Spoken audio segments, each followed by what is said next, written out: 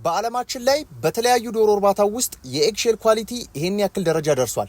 ተመልከቱት። ምንም ብታረጉት የማይሰበር እንቁላል፣ ምንም ብታረጉት ክራክ የማያረግ እንቁላል ነው። ተመልከቱት። መሬት ላይ ብትጥሉት ምንም አይነት ተሽከርካሪ ብታስኬዱበት በተመሳሳይ መልኩ ምንም የማይሆን እንቁላል ነው።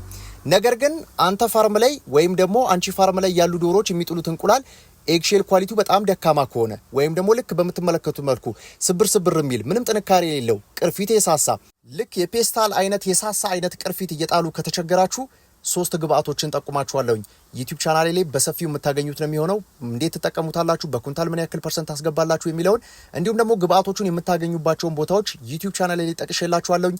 ዩቲዩብ ሊንካችንን እዚሁ ቲክቶክ ቻናላችንን ከላይ ባዮ ላይ ታገኙታላችሁ። እዛ ላይ ገብታችሁ እጅግ ሱስ የሚያስይዙ የተለያዩ መረጃዎችን የምታገኙበት ቀን በቀን ስለ ዶሮ እርባታ፣ ስለ እንቁላል ገበያ፣ ስለ ዶሮ ዋጋ እንዲሁም ደግሞ ስለ ዶሮች አያያዝ ጠቅላላ እንክብካቤውን ጨምሮ ዶሮ እርባታን ብላችሁ የማታጡበትን የዩቲዩብ ቻናል አስቀምጬላችኋለሁኝ። በኢትዮጵያ ቁጥር 1 ነው። በሀገራችን ላይ በዶሮ እርባታ ዘርፍ ትምህርት ሰጪ ቁጥር 1 የዩቲዩብ ቻናላችን ነው። እዛ ላይ ገብታችሁ የተለያዩ መረጃዎችን ታገኛላችሁ። ይመቻችሁ።